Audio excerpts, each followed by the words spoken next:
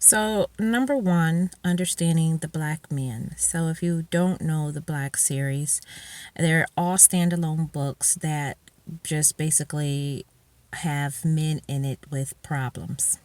I guess they all have not just deep, girlfriend broke my heart or, wife cheated on me. They have deeper seated issues inside of the black family due to the lineage and things like that.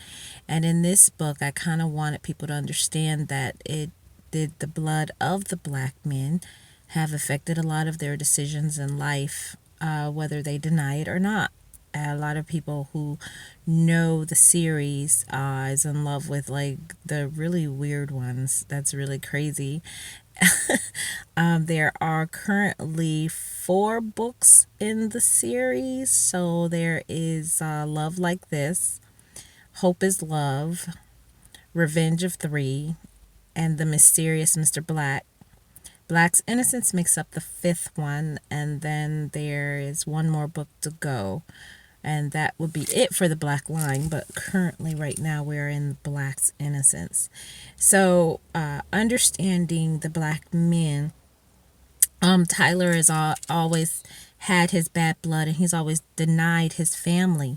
But sometimes you can't run. You can't run from your past until you can't turn from your past until you understand it, and that way it will guide you towards your future in general terms. So in Tyler's case, that's basically what he's going to have to do, is address his past, accept what has happened to him, accept his life, accept his family the way they are, because then he's accepting himself, so then he can live better for the future and make better decisions for himself.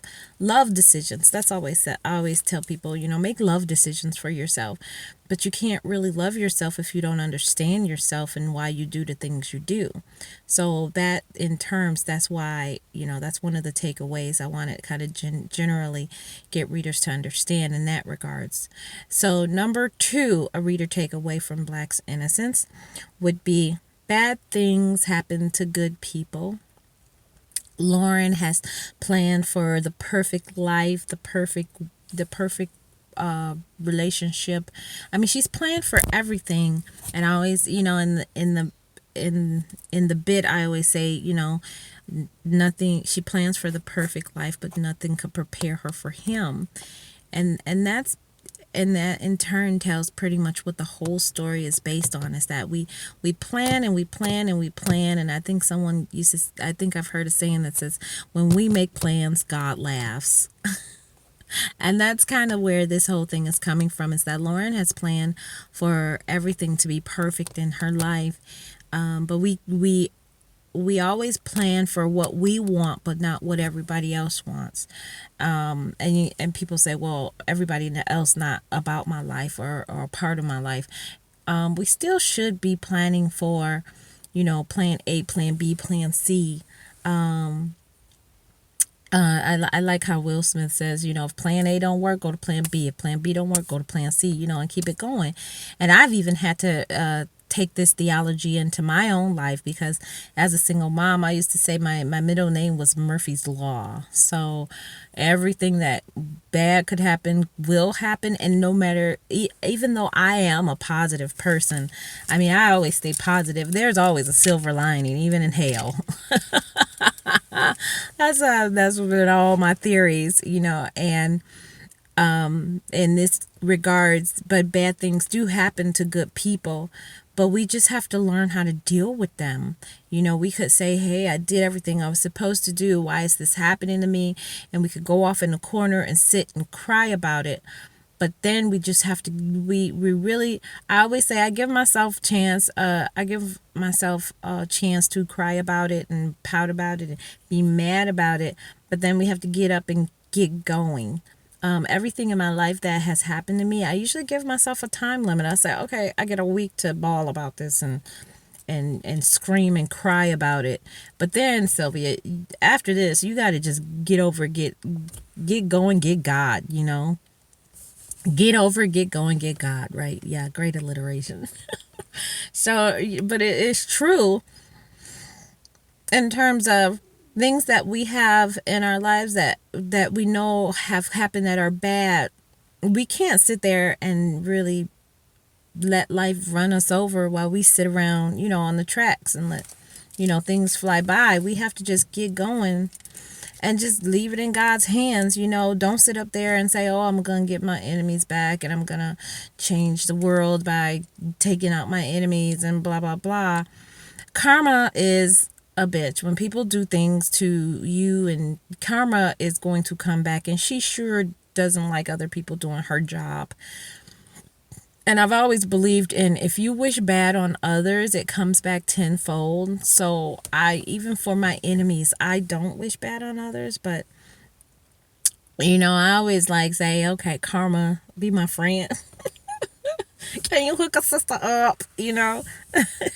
But in that terms, but we should always prepare for the worst of the worst. You never know. You always got to have something to fall back on, or you always got to just be prepared that something bad is going to happen. Take a deep breath and just keep it going. Don't let it really tear your life apart, or let it ruin everything that you have worked for.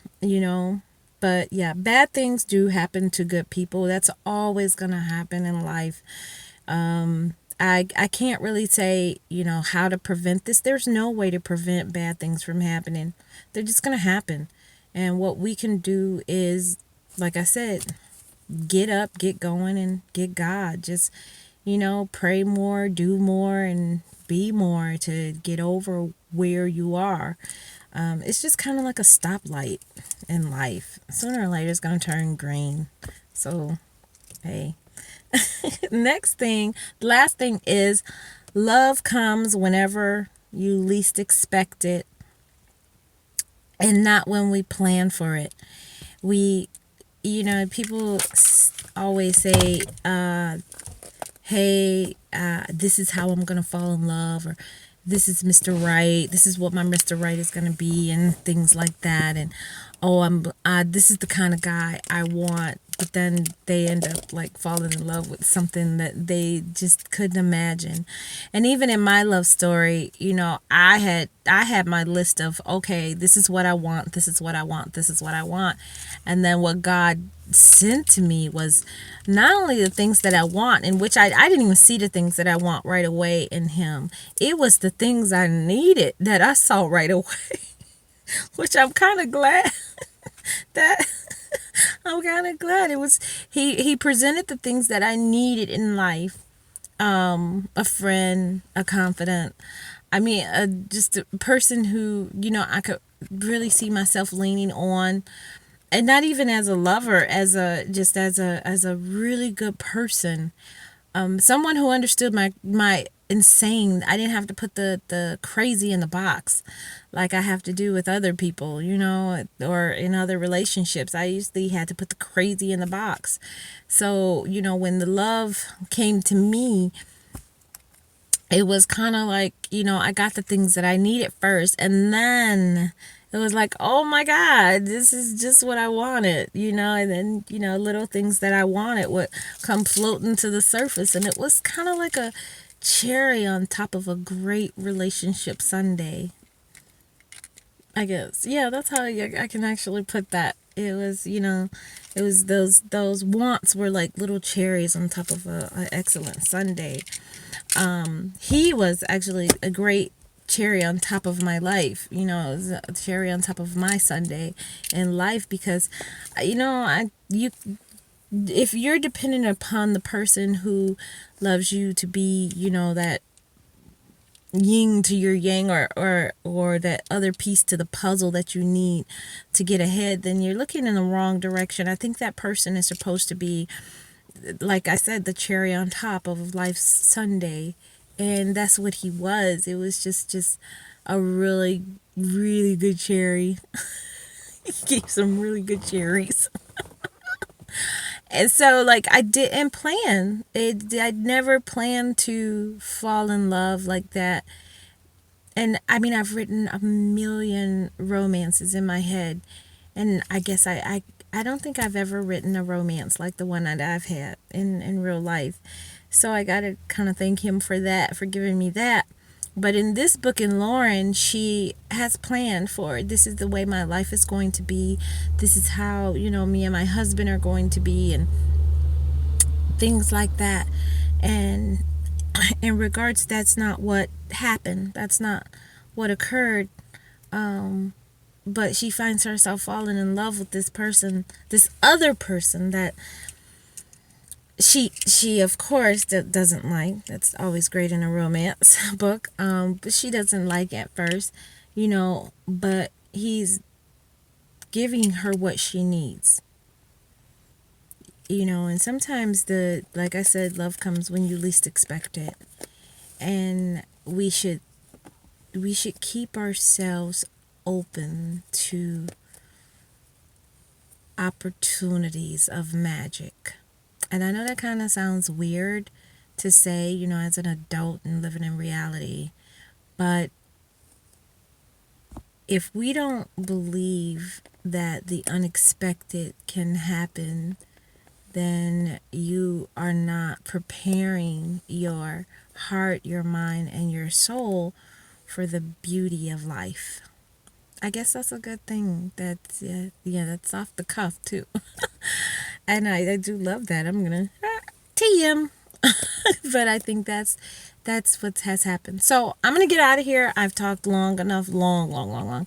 If you haven't started reading Black's Innocence, please do go by my website, sylviahubbard.com, and check out Black's Innocence all while it's free, because soon it won't be. I'm writing it live, and you can throw your anger around while I'm writing it. You can get mad at me, or be happy for me, or just love it. So I hope you love Lauren and Tyler's story. And check out the other Black books. That's funny. Other Black books. You can check out the other Black books on Amazon or wherever books are sold. They're always available. And of course, subscribe. And I hope you join me, as we keep going on this writing journey, and really, really, really, really love it like I do. So writing and reading with me. And I'm going to get out of here. So you guys have a good week. Stay cool, because we're going into the summer. And if you're listening to this in the winter, think cool. Think warm. Think warm. Bye, guys.